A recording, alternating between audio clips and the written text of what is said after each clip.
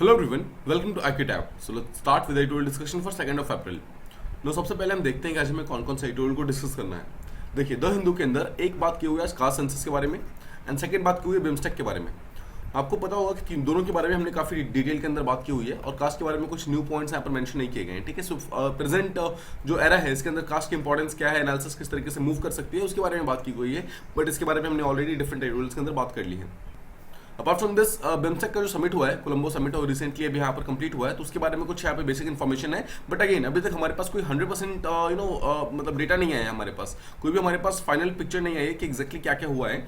The day it will come, will try to decide all these things, जो जो चीज़ें हमारे लिए इंपॉर्टेंट है। ठीक, तो आज हम द हिंदू से या फिर एक्सप्रेस से कोई आर्टिकल नहीं उठा रहे हैं। We are going to talk about 2 different things, we are going to learn 2 different things. First, सबसे पहले आप समझेंगे आज एक न्यू चीज़ के बारे में, that is called as digital J forms. J forms क्या होते हैं, न्यूज में क्यों है, और क्यों इस चीज के बारे में हमें मालूम होना चाहिए, इसके बारे में हम बात करेंगे। And second will talk about the human genome. Now इसकी ह्यूमन जीनोम का जो फील्ड है उसके अंदर एक बहुत बड़ी अभी रिसेंटली रिसर्च हुई है। एक बहुत बड़ी एक टाइप का अकम्पलिशमेंट हुआ है, जहां पर कुछ साइंटिस्ट ने मिलकर के 100% ह्यूमन जीनोम का जो रिसर्च था, जीनोम सीक्वेंसिंग, उसको कंप्लीट कर लिया। तो इसके बारे में हम काफी डिटेल में बात करने वाले हैं कि एक्जैक्टली जीन्स क्या होते हैं, जीनोम्स क्या होते हैं, जीनोम सीक्वेंसिंग क्या होती है, किस तरीके से काम करता है, every single thing that is important from examination point of view, उसके बारे में हम यहाँ पर बात करेंगे। सो let's start with the first topic, जहां हम बात करने वाले हैं डिजिटल जी फॉर्म के बारे में। जे फॉर्म क्या होता है, किस तरीके से काम करता है, और इसकी मेन चीज क्या है। देखिए, फर्स्ट थिंग्स फर्स्ट, कॉन्टेक्स्ट में जे फॉर्म है क्या। देखिए, पंजाब का जो मंडी बोर्ड है उसने एक न्यू डिसीजन लिया है, जहां पर उन्होंने बोला है कि जो डिजिटल फॉर्म जे है, यानी कि जे फॉर्म जो है उसको डिजिटल फॉर्म में अब फार्मर्स के व्हाट्सएप नंबर पे भेजा जाएगा। नाउ इसका मतलब क्या है, इसका मतलब है कि जे फॉर्म समथिंग एग्रीकल्चर से रिलेटेड है, बिकॉज वो फार्मर्स के पास भेजा जा रहा है। तो यस, ये एग्रीकल्चर से ही रिलेटेड है। Let's first of all try to understand कि एक्जैक्टली जे फॉर्म है क्या, उसके बाद मैं आपको आके समझाऊंगा एक्जैक्टली क्या किस तरीके से ये सब चीजें काम कर रहा है।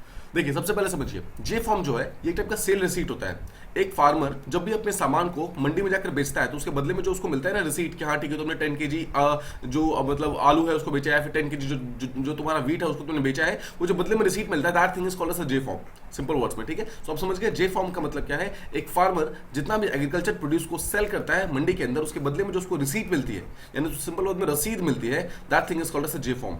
नो, पहले ये जो फॉर्म्स थे, they were actually issued by arhtiyas. Arhtiyas कौन होते हैं, अगर आप मंडीज के अंदर जाएंगे तो you will see some people who are sitting and जो सब कुछ मैनेज करते हैं, कि कोई कहीं से भी आता है तो इन अर्थियाज के मतलब परमिशन के बिना कोई भी पर्सन मंडी के अंदर सामान बेच नहीं सकता है। So technically they are account of commission agents. तो अर्थियाज पहले इशू क्या करते थे, मतलब आप जाके सामान बेचोगे, बदले में अर्थियाज आपको अपना सामान मतलब आपको एक इनकम रिसीट देंगे। और जो मेजोरिटी ऑफ द फार्मर्स है वो अपने सारे के सारे जो सामान वगैरह, क्रॉप्स वगैरह, वीट, राइस, ये सब कुछ ये अर्थियाज के थ्रू ही बेचा करते थे। ठीक, नो, ये जो अर्थियाज है ना, ये बेसिकली जो ये फॉर्म देते थे, वो एक टाइप का इनकम प्रूफ होता था फार्मर के लिए, कि एक्जैक्टली कितना पैसा वो लोग कमा रहे हैं, कितना पैसा इनके पास आ रहा है, सब कुछ। लेकिन पिछले कुछ सालों में देखा गया है कि कुछ अर्थियाज ऐसे भी हैं जो ये सारा का सारा जो फॉर्म्स वगैरह है वो किसी को दे नहीं रहे हैं, वो सिर्फ अपने पास रख ले रहे हैं। उसी कारण प्रॉब्लम ये हो रही है कि दीज फार्मर्स जो कि एक्चुअली मतलब कुछ ना कुछ इनके पास इनकम रिसीट होना चाहिए, इनके पास कोई भी रिकॉर्ड नहीं है इनके इनकम का, बिकॉज जितने भी फार्मर्स वगैरह है, they are not giving them their J form.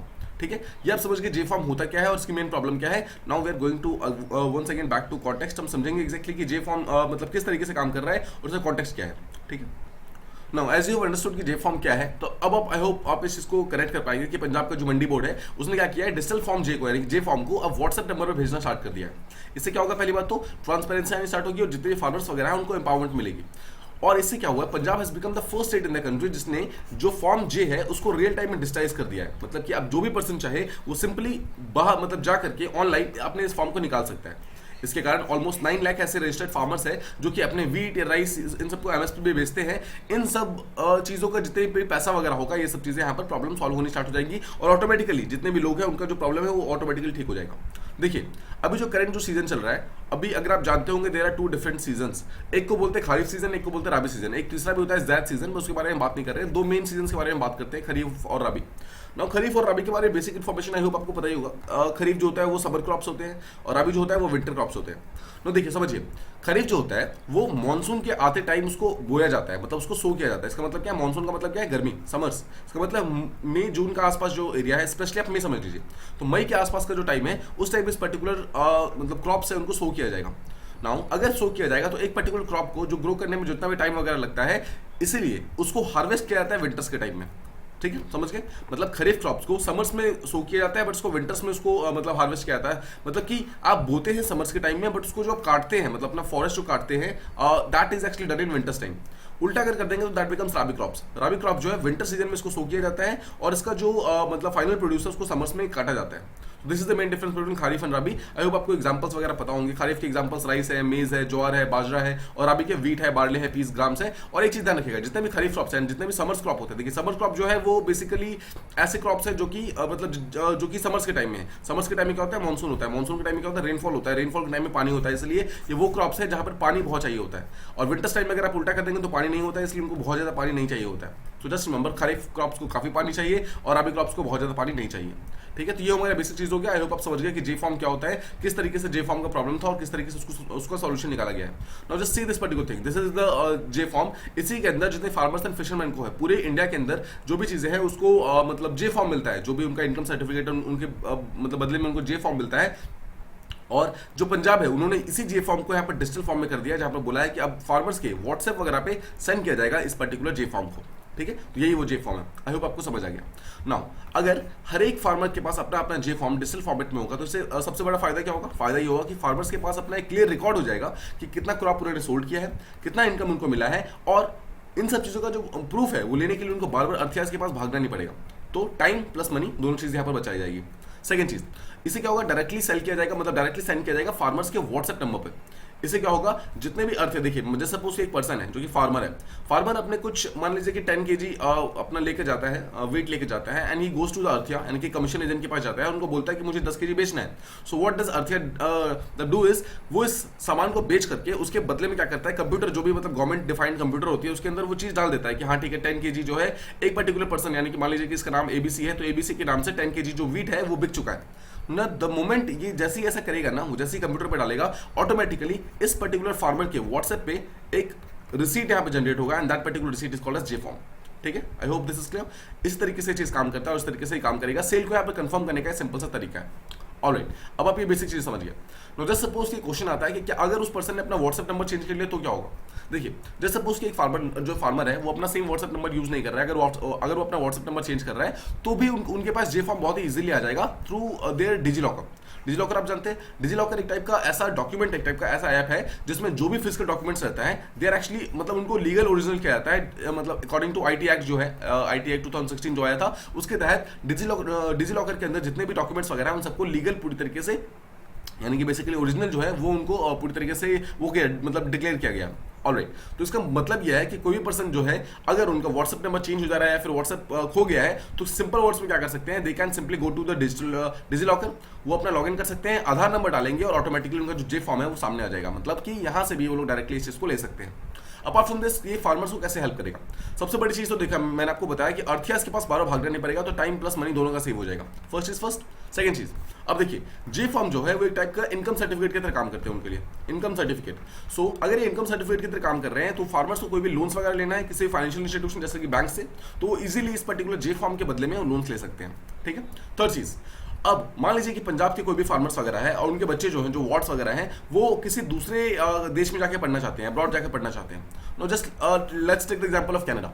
मुझे समझिए, जब कनाडा अगर कोई भी पर्सन जाना चाहता है तो सबसे पहले उसको अपना इनकम प्रूफ दिखाना होता है, और सेकंड अगर उसको एजुकेशन लोन वगैरह चाहिए तब भी उसको इनकम प्रूफ दिखाना पड़ता है, मतलब दोनों ही केसेस में। तो इनकम प्रूफ के लिए उनके पास कुछ होता नहीं है फार्मर्स के पास, फार्मर्स बिकॉज जो एग्रीकल्चर करते हैं उनके बदले में उनको कुछ मिलता नहीं है। सो एक टाइप का जो फार्मर्स है उनका जो जे फॉर्म है वो एक टाइप का इनकम प्रूफ की तरह काम करेगा। तो अगेन यहाँ पर लोन लेने के लिए, अगेन अपने बच्चों को, अगर कोई बच्चा यहाँ पे कनाडा या फिर दूसरे कंट्री में जा रहा है तो उनके एजुकेशनल एक्सपेंसेस को कंप्लीट करने के लिए, एजुकेशन लोन लेने के लिए, इनकम प्रूफ लेने के लिए, इन सब चीजों के लिए भी चीज काम करेगा। अब देखिए, कुछ फार्मर्स का बोलना यह है कि जो भी कोविड आया था, Covid actually was a blessing in disguise. मतलब ऑल्दो ये बहुत बड़ी प्रॉब्लमेटिक थी, बट फार्मर्स के लिए काफी ज्यादा अच्छा हो गया, बिकॉज इसने हर चीज को ऑनलाइन बना दिया, मतलब ऑफलाइन को चेंज करके इसने ऑनलाइन बना दिया। उसके कारण क्या हुआ है, हर चीज काफी ज्यादा आसान हो गई है करने के लिए।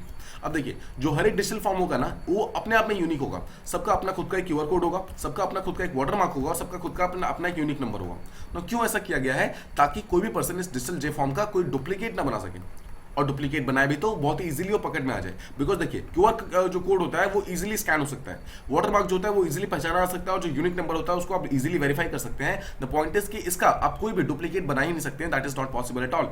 राइट। इसलिए एक टाइप का बहुत ही देखिए, पहली बात तो ये है कि फार्मर फ्रेंडली है, मतलब फार्मर्स को बहुत ज़्यादा हेल्प करेगा। सेकंड चीज़, जो फार्मर्स की फैमिलीज हैं, जो स्टेट गवर्नमेंट है, सेंट्रल गवर्नमेंट है, सबको यहाँ पर हेल्प करने वाली है।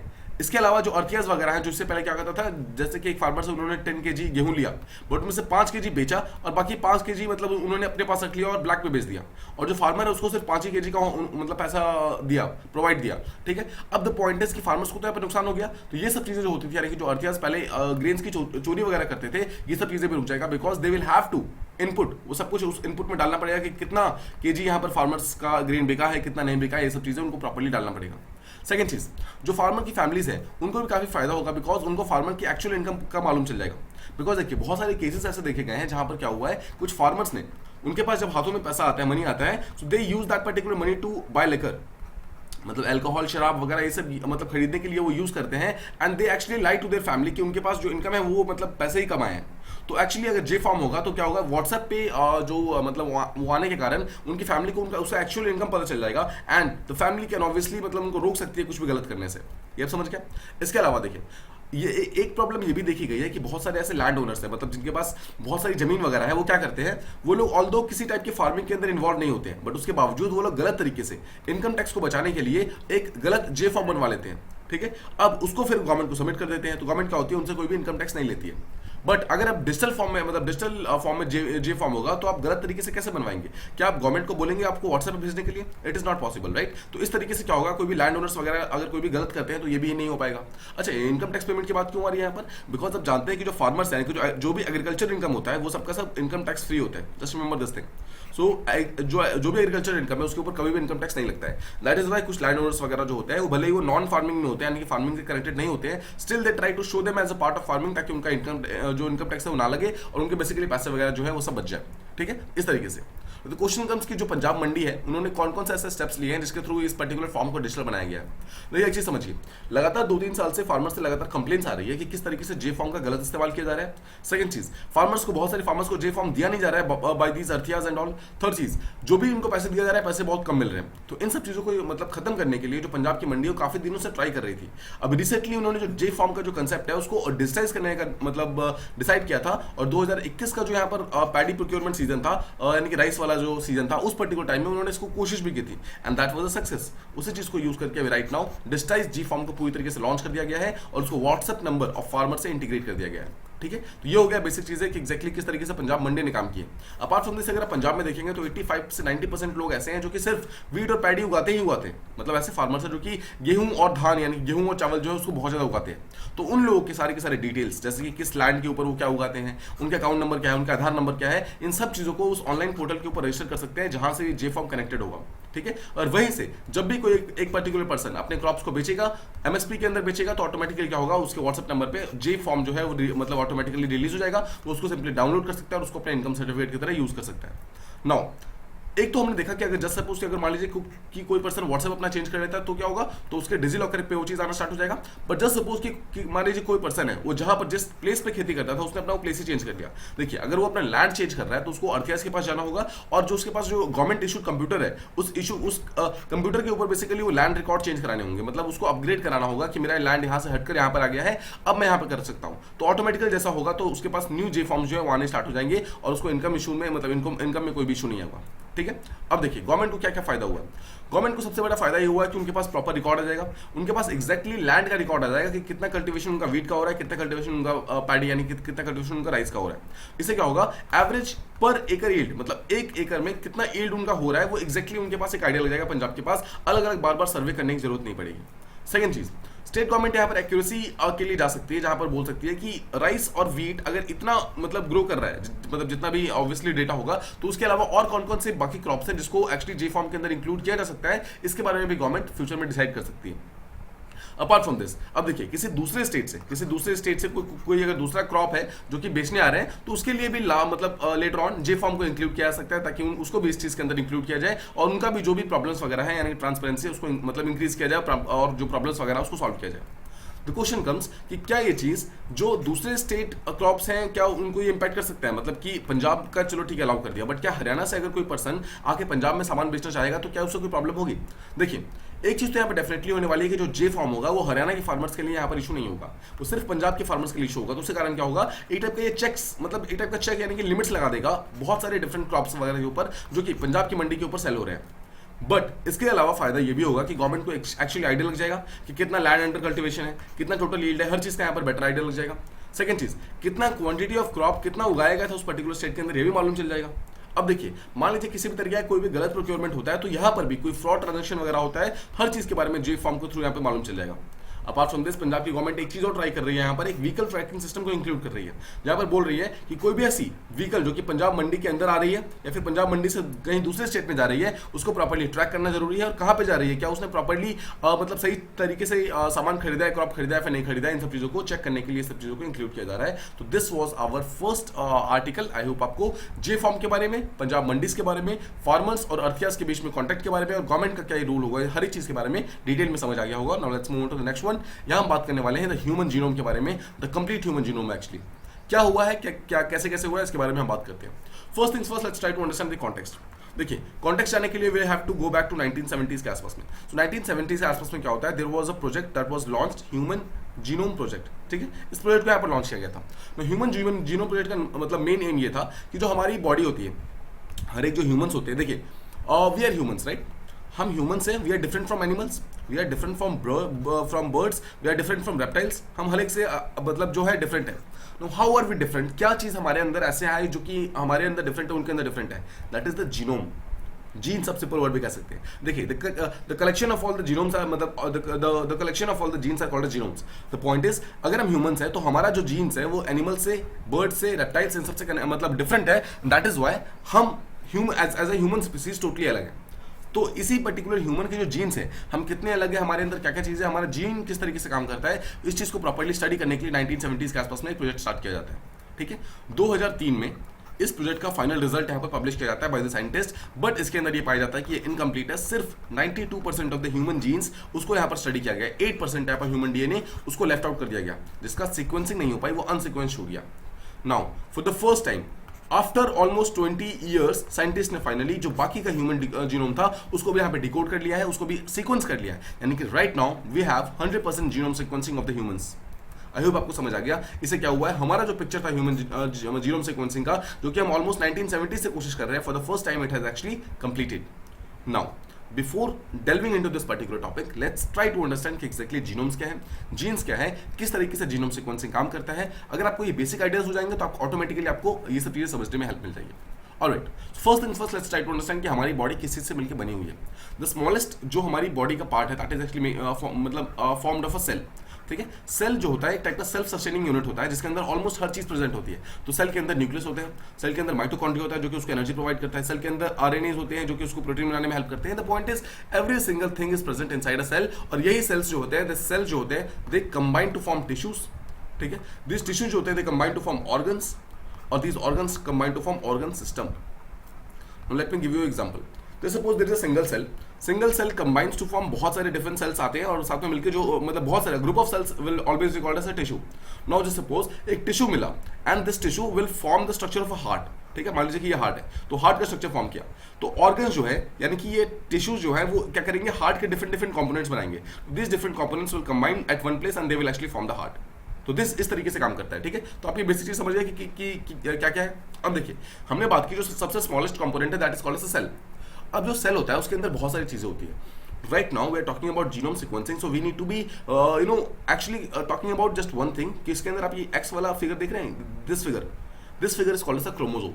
So we are going to talk about chromosome. ये जो chromosome होता है that is actually part of a nucleus. ठीक है, जस्ट रिमेंबर दिस थिंग.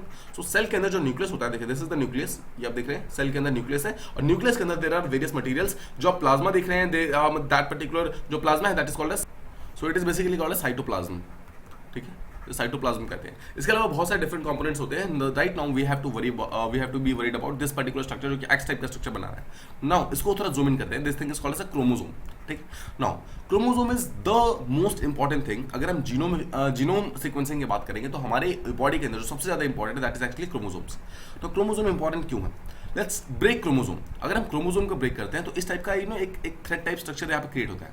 तो दिस थ्रेड टाइप स्ट्रक्चर जो है कुछ इस तरीके से फॉर्म होता है। देखिए this is a single thread and this is a double thread. So क्या है, देख रहे हैं आप, देख रहे हैं इंटरमिंगल्ड यहाँ पर, देखिए आप यहाँ पे देख सकते हैं इंटरमिंगल्ड यहाँ पर होता है। तो this thing is called as a double stranded DNA. What is DNA? DNA का मतलब होता है डीऑक्सीराइबो न्यूक्लिक एसिड। तो डीएनए जो होता है वो एक ऐसी चीज होती है जो कि हमारी बॉडी के डिफरेंट जीन्स को कोड करती है। मतलब कि आपकी आइज का कलर क्या है, आपकी हाइट कितनी है, आपकी हैंड्स का कलर क्या है, राइट, आपके मतलब किसी भी चीज का मतलब हमारे हेयर्स का कलर क्या है, राइट फ्रॉम द मतलब right from our hairs to right to our toes, every single thing in our body that is actually decided by the DNA. यानी कि डीऑक्सीराइबो न्यूक्लिक एसिड ये डिसाइड करता है कि हमारे बॉडी के डिफरेंट कंपोनेंट्स क्या क्या होने वाले हैं। तो these DNAs actually double stranded form में। What is the meaning of double stranded? देखिए this is one strand and this is the second strand. तो इस तरीके का फॉर्म होता है डीएनए का। इस तरीके से वो हमारा जीन्स को फॉर्म करती है and these genes combine to form a chromosome. ठीक है, अगर तो आप समझ गए। तो सेल के अंदर न्यूक्लियस, न्यूक्लियस के अंदर क्रोमोसोम, क्रोमोसोम से निकला जीन, जीन से डिवाइड किया तो जीन से निकला डीएनए। अब देखिए डीएनए जो होता है उसके अंदर बहुत सारी डिफरेंट चीजें होती है। मतलब डीएनए भी अपने आप में कोई लास्ट नहीं है, डीएनए के अंदर ही बहुत सारी चीजें हैं। अब डीएनए के अंदर छोटे छोटे न्यूक्लिक एसिड्स होते हैं। टोटल 4 हमारे पास न्यूक्लिक एसिड होते हैं। They're called as A C G T. ठीक है, just remember A C G T, that's all you need to remember. They're called as nucleic acid. ठीक है, न्यूक्लिक बेस आप इसको बोल सकते हैं। ऑलराइट, अभी न्यूक्लिक एसिड जो होते हैं वो हमेशा ऑपोजिट पेयर्स में हमेशा डिवाइड करते हैं। मतलब आप हमेशा ऑपोजिट पेयर्स में हमेशा अरेंज होते हैं खुद को। ठीक है, अब जो ऑपोजिट पेयर में हमेशा देखिए, ए के ऑपोजिट में हमेशा टी आएगा, ठीक है, सी के ऑपोजिट में हमेशा जी आएगा। इस तरीके से मूव करता है हमेशा। देयर इज नो ऐसा एक्सेप्शन कि ए के बदले में सी आ जाए और सी के बदले में टी आ जाए, ऐसा बिल्कुल नहीं हो सकता। ए के बदले में टी ही आएगा, मतलब ए के सामने में टी आएगा और सी के मामले में जी ही आएगा। ठीक है, अब ये किस तरीके से अपने आप को अरेंज करता है वो कहता है जीन। मतलब कि जैसे सपोज मैं आपको एग्जांपल देता हूँ यहाँ पर, let me give you example कि किस तरीके से जीन किस तरीके से फॉर्म होते हैं। देखिए अगर आप जीन की बात करेंगे तो जीन कुछ इस तरीके से फॉर्म होते हैं। जैसे suppose we have A T G C, A T, ठीक है, सीजी, जीसी, कुछ भी हो सकता है। तो ये जो होता है दिस, तो ग्रुप ऑफ जीन्स आप कह सकते हैं, group of nucleic acid they combine to form a gene, और यही जीन आप यहाँ पर देख रहे हैं। तो आप ये समझ गए कि किस तरीके से हमारा जीन का जो मेन क्या है, मेन कंसेप्ट क्या है, वो आप समझ गए, बेसिक चीजें थे। ठीक है, अब इसको हम हल्का सा अपग्रेड करते हैं और जीन को ऊपर लेके जाते हैं जीनोम सीक्वेंसिंग तक। अब let's talk about the genome sequencing क्या होता है। अब आपने देख लिया कि जीन किस तरीके से काम करता है, ये हमने देख लिया डबल स्ट्रैंडेड डीएनए है। Now what we do is इस डबल स्ट्रैंडेड डीएनए को हम छोटे छोटे पार्ट्स में डिवाइड करते हैं। First of all what we do is हम इसे लैब में लेके जाते हैं, हम इसका जीनोम मतलब एक जीनोम का स्ट्रैंड को लेके जाते हैं। नाउ इस जो डबल स्ट्रैंडेड डीएनए था पहले हम उसको सिंगल स्ट्रैंड करते हैं, उसके बाद इसको छोटे छोटे पार्ट्स में काट देते हैं। ठीक है, इसको काटते कैसे, काटते हैं इस तरीके से कि इसके लिए बहुत सारे डिफरेंट टेक्निक्स है। उसमें से सबसे फेमस जो है वो क्रिस्पर कैस9। ठीक है, इसे एक टाइप का मॉलिक्यूलर सीजर बोला जाता है।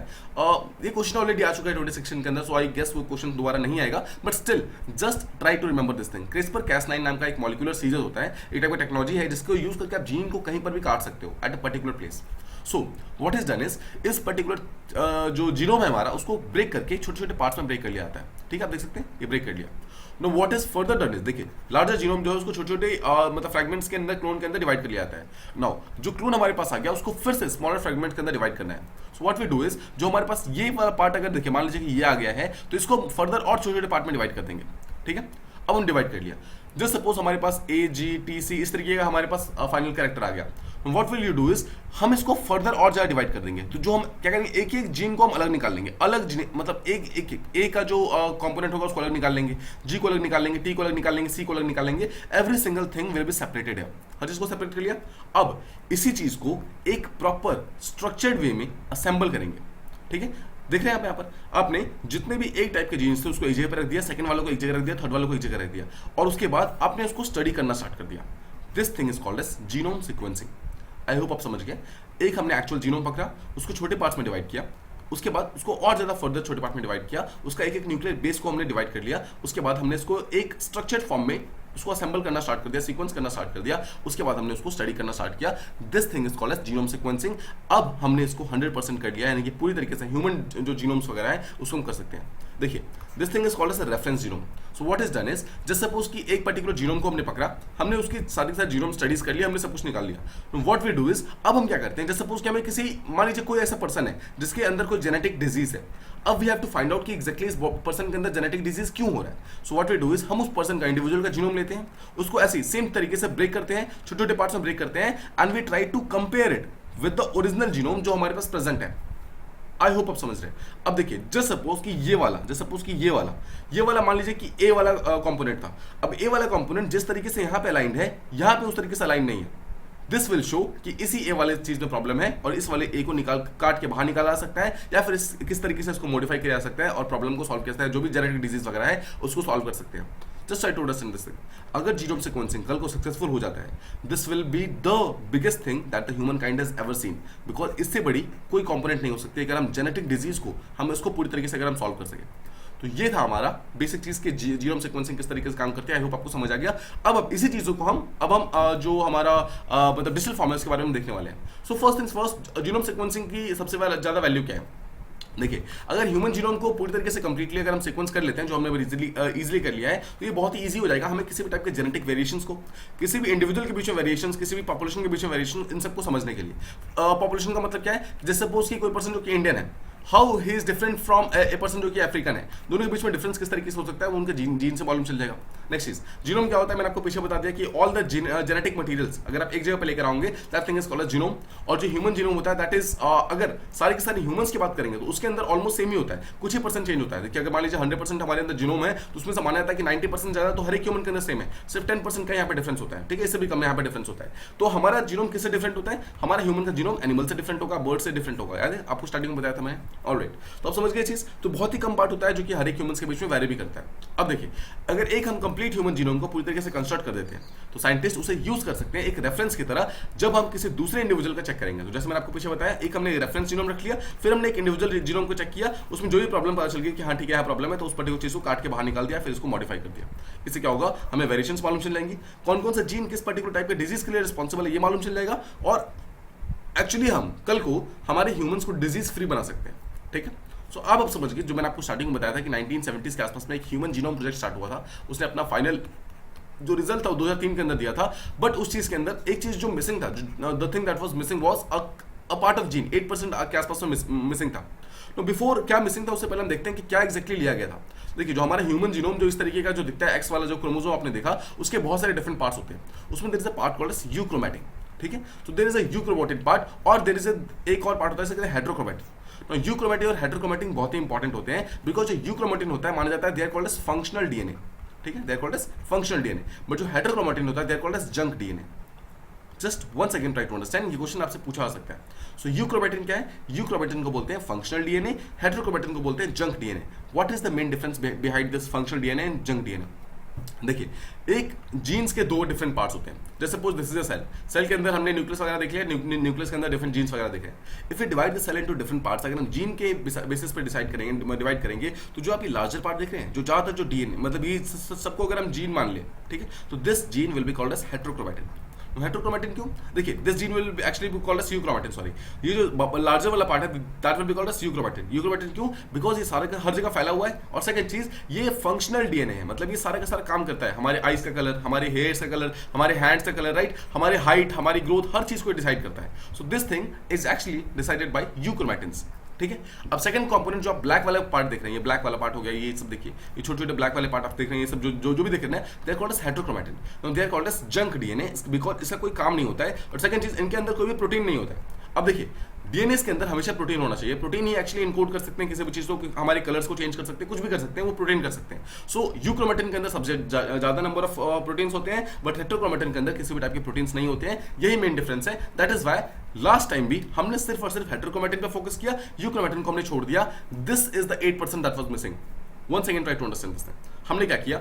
92% हमने डिकोड किया, 8% हमने छोड़ दिया। So what we did was 92% हमने जो यूक्रोमैटिन था उसको हमने प्रॉपर्ली स्टडी कर दिया, because these were very very important DNS, और 8% जो हेटेरोक्रोमैटिन था उसको हमने पूरी तरीके से छोड़ दिया, because they were not important, right. अब देखिए, दो मेन रीजंस बोले जाते हैं कि क्यों एक्चुअली हेटेरोक्रोमैटिन को छोड़ दिया गया था, और क्यों सिर्फ और सिर्फ यूक्रोमैटिन के ऊपर ही फोकस किया गया था लास्ट टाइम 2003 वाले स्टडी के अंदर। फर्स्ट चीज, जैसे मैंने आपको बताया, हेटेरोक्रोमैटिन जो है इसे जंक डीएनए बोलते हैं, बिकॉज कोई भी क्लियरली फंक्शन असाइन नहीं है। सेकंड चीज, जो यूक्रोमैटिन होता है, आपने देखा अगर सेल है तो मेजॉरिटी ऑफ जो पार्ट्स होते हैं वो यूक्रोमैटिन से फिल्ड थे, तो उससे क्या होता है, they are more simpler to sequence, मतलब वो ज्यादा इजीली सीक्वेंस हो जाते हैं एज कंपेयर टू हेटेरोक्रोमैटिन। इसलिए यूक्रोमैटिन को यहाँ पर प्रेफर किया गया था और हेटेरोक्रोमैटिन को पूरी तरीके से इग्नोर कर दिया गया था। नाउ रिसेंटली जो फुल्ली सीक्वेंस जीनोम हुआ है, वहां पर हमने जो हेटेरोक्रोमोस जो हमने छोड़ दिए थे हेटेरोक्रोमोस, उसको भी हमने स्टडी किया है under a project called as T2T, यानी कि टीलियोमेयर टू टीलियोमेयर प्रोजेक्ट। इसी चीज के अंदर हमने इसको स्टडी कर दिया। Now, the invention of new methods of DNA sequencing, this is the thing that has helped us. 2003 के आसपास में हमारे पास कुछ ऐसे टूल्स प्रेजेंट नहीं थे जो कि एक्चुअली हमें लास्ट जो 8% बचे हुए थे उसको हमें स्टडी करने में हेल्प करते। बट रिसेंटली हमारे पास कुछ डीएनए सीक्वेंसिंग जैसे CRISPR-Cas9 हो गया, ये सब चीज़ें मान के मतलब कुछ ऐसी हमारे पास न्यू टेक्नोलॉजीज आ गई जो कि जिसने एक्चुअली हमें हेल्प कर दिया। तो क्वेश्चन कम्स, जो हमने 8% पहले छोड़ दिया था, अभी जो हमने 8% को स्टडी किया इसके अंदर है क्या? देखिए, इस पूरे के पूरे जीनोम को एक नया नाम दिया गया है। इसका नाम दिया गया T2T यानी कि टीलोमेयर टू टीलोमेयर CHM13, इसको नेम दिया गया। सो आपसे क्वेश्चन पूछा सकता है T2T CHM13 क्या है? जस्ट रिमेंबर ये जीन से रिलेटेड कुछ है। ऑलराइट, अब देखिए इसके अंदर पाया ये गया है कि हमारी बॉडी के अंदर बहुत सारे रेपिटेटिव डीएनए सीक्वेंसेस प्रेजेंट। ठीक है, तो ये चीज़ मालूम चला है कि एक रेपिटेटिव डीएनए सीक्वेंसेस हमारी बॉडी के अंदर पाए जाते हैं टीलोमेयर और सेंट्रोमेयर के आसपास में। तो क्वेश्चन कम्स, टीलोमेयर और सेंट्रोमेयर क्या होते हैं? Now you remember the x figure को आप ब्रेक कीजिए। नो, एक्स फिगर का जो लास्ट के दोनों जो मतलब बिल्कुल एंड वाले पार्ट होते हैं दैट कॉल्ड एज टीलोमेयर, जो बीच वाला पार्ट होता है दैट इज कॉल्ड सेंट्रोमेयर। सो अभी हमें मालूम चला है कि इस पार्ट में, इस पार्ट में, इस पार्ट में, इस पार्ट में और इस पार्ट में जो भी डीएनए प्रेजेंट है वो बहुत ज्यादा रेपिटेटिव है। दे आर लगातार रेपिटेटिव, मतलब 80 इस तरीके से लगातार रिपीट हो रहा है। ठीक है, ये चीज हमें पहली बार पता चला बिकॉज इससे पहले हमने कभी हेटेरोक्रोम्स को हमने स्टडी नहीं किया, ये चीज हमें मालूम नहीं थी। इसी कारण ये पता चला है कि डीएनए के अंदर कुछ ऐसे लॉन्ग स्ट्रेचेस प्रेजेंट है जो कि लगातार डुप्लीकेट हो रहे हैं, मतलब लगातार वो खुद को मतलब बार बार डुप्लीकेट कर रहे हैं, बार बार खुद को रिपीट कर रहे हैं, और वो एक बहुत ही इंपॉर्टेंट रोल प्ले कर रहे हैं हमारी बॉडी के अंदर एवोल्यूशन और डिजीज को लाने में। मतलब कि वो जो डुप्लीकेटेड जो सीनोम्स है यानी कि 80 जो लगातार हो रहा है ना, उसे कारण एक्चुअली हमारे बॉडी के अंदर डिजीज वगैरह का जो चांसेस है वो इंक्रीज हो रहे हैं। Now, यही जो सीक्वेंस जो रेपिटेटिव हो रहा है that thing is very very enlightening. ये पहली बार हमें पता चला है। This is because of this thing कि साइंटिस्ट यहाँ पर काफी ज्यादा थ्रिल्ड है and they are actually very very hopeful कि आगे जाकर जो जेनेटिक वेरिएशंस वगैरह है उसको हम पूरी तरीके से सॉल्व कर सकते हैं। अपार्ट फ्रॉम दिस एक चीज और पता चली है कि जितने भी यहाँ पर सीक्वेंसेस हैं जो भी रिपीट हो रहे हैं उसके अंदर किसी भी टाइप का बहुत ज्यादा वेरिएशंस प्रेजेंट नहीं है। ठीक है, जो भी वेरिएशंस वगैरह प्रेजेंट है वो सिर्फ उसके अंदर प्रेजेंट है, उसके मतलब आउटर साइड में अगर आप देखेंगे तो किसी टाइप का वेरिएशन प्रेजेंट नहीं है। 80 लगातार रिपीट हो रहा है और बहुत ज्यादा लंबा रिपीट हो रहा है and that is basically telomere और सेंट्रोमेयर, यानी कि जो दोनों एंड्स है और जो बीच है वहां पर ये चीजें देखी जा रही है, जहां पे हेटेरोक्रोम्स जो है वो यहाँ पर बहुत ज्यादा रिपीट हो रहे हैं। Once again try to understand इसका मतलब क्या है। एक significant amount of human genetic material यानी कि जीन्स जो है वो लगातार लॉन्ग और रेपिटेटिव सेक्शंस का पार्ट है जो कि बार बार रिपीट हो रहा है। अब देखिए, हर एक ह्यूमन के अंदर कुछ ना कुछ चीजें रिपीट होती हैं, ये हमें पता थी।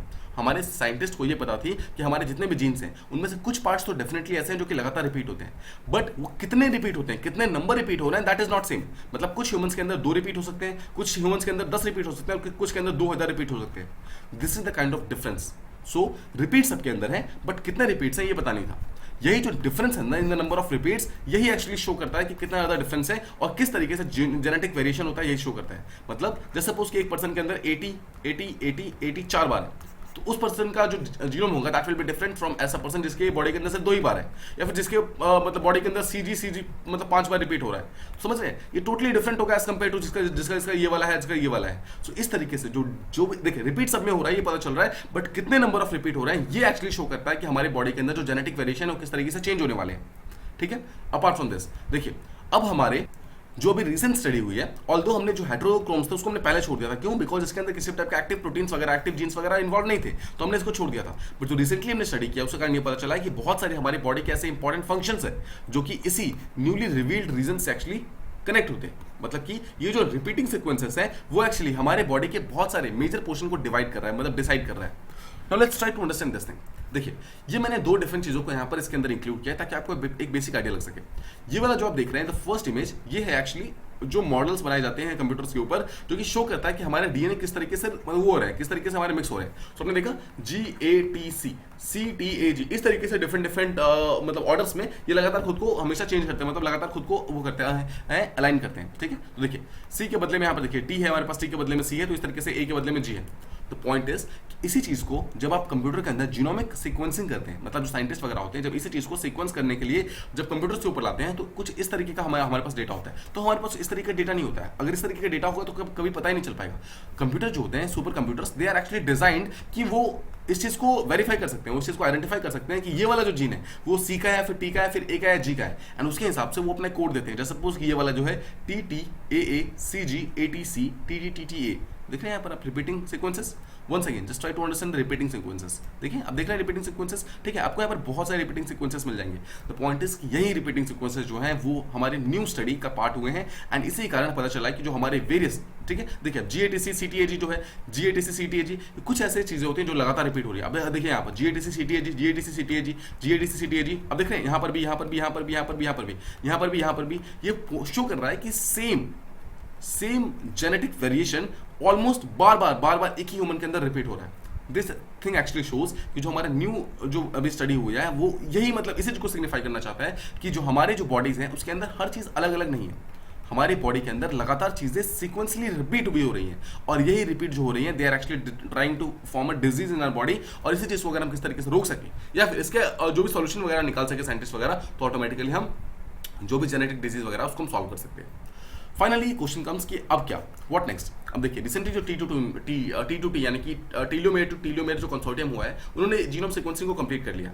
उन्होंने 2 मिलियन से ज्यादा एडिशनल वेरिएंट्स को यहाँ पर आइडेंटिफाई किया है जो हमारे ह्यूमन जीनोम के अंदर हो सकता है. सोचिए सिर्फ 8% जो हमने स्टडी नहीं किया था, जिसे हम जंक डीएनए समझ रहा था, मतलब जो हम समझ रहे थे, वो ऑलमोस्ट 2 मिलियन एडिशनल वेरिएंट्स को यहाँ पर प्रोवाइड करता है. इसके अलावा we have around 622 medically relevant genes. इतने हमारे पास medical relevant genes already present थे. उसी के बारे में और ज्यादा एक्यूरेट इन्फॉर्मेशन हमें मिल गया है because of this particular study. ये चीज डिफरेंट साइंटिफिक स्टडीज के लिए बहुत इंपॉर्टेंट होगा. कोई भी ऐसे साइंटिस्ट जो कि ह्यूमन जीनोमिक वेरिएशन के बारे में स्टडी करते हैं, उसके बारे में एक कॉम्प्रिहेंसिव व्यू मतलब लेने की कोशिश करते हैं, उनके लिए भी काफी अच्छा होगा. अपार्ट फ्रॉम दिस, जो कंप्लीट ह्यूमन जीनोम सीक्वेंसिंग है उसको रिसर्च करने के लिए बहुत सारे साइंटिस्ट वगैरह लग भी गए हैं. उन्होंने बहुत सारे अपने प्री रिलीज वर्जन जो है उस सबको भी रिलीज करना स्टार्ट कर दिया. मतलब इट शोज कि कितना प्रॉमिसिंग था कि scientist have already actually decided to do these things. नया जो रेफरेंस है दैट विल बी एक्चुअली, पीछे मैंने आपको नाम बता दिया उसका. अब देखिए जो पुराना रेफरेंस था उसका नाम था GRCH38. Just remember the name, that's it. आपको और कुछ भी नहीं पूछेगा इसके बारे में. GRCH38 अगर आपको पता है तो आपसे पूछ सकता है कि किस चीज से रिलेटेड है. It is actually related to genetic variations. और जो ह्यूमन जीनोम प्रोजेक्ट हमारा जो 2003 के अंदर जो हमारा फाइनल प्रोजेक्ट आया था, उसके अंदर GRCH38 उसका नाम दिया गया था. और जो रिसेंटली जो आया है उसका नाम है T2T CHM13, राइट. रिमेंबर अभी हम बात की थोड़ी देर पहले. Just remember these two names, GRCH38 and T2T CHM13. ये था हमारा आज का डिस्कशन. आई होप आपको सारी चीजें प्रॉपर्ली समझ आ गई because we have try to be as detailed as possible. मैंने ऑलमोस्ट हर चीज जो जीन से रिलेटेड था, जीनोम सीक्वेंस से रिलेटेड था, हर चीज को डीपली मतलब डिस्क्राइब करने की कोशिश की. आई होप आपको ये चीज समझ आ गया होगा. ऑलराइट, तो ये था हमारा आज का दोनों ही टॉपिक्स. आई होप आपको दोनों चीजें समझ आ गई होंगी. Apart from this there is a small announcement because of a particular examination I am going out of station for some days. So अगले कुछ दिनों तक ये चीज जो हमारा टोटल डिस्कशन है वो हम कंटिन्यू नहीं रख पाएंगे. But after some days around 5 से 6 दिन के बाद we will try to once again get back and उसको फिर से कंटिन्यू रखेंगे. ठीक है. So this was a small announcement. I hope आपको आज की जो दोनों चीजें थी वो दोनों चीजें प्रॉपर्ली समझ आ गई हैं. Apart from this, if you like the video, please do like, share and subscribe and thank you so much for listening.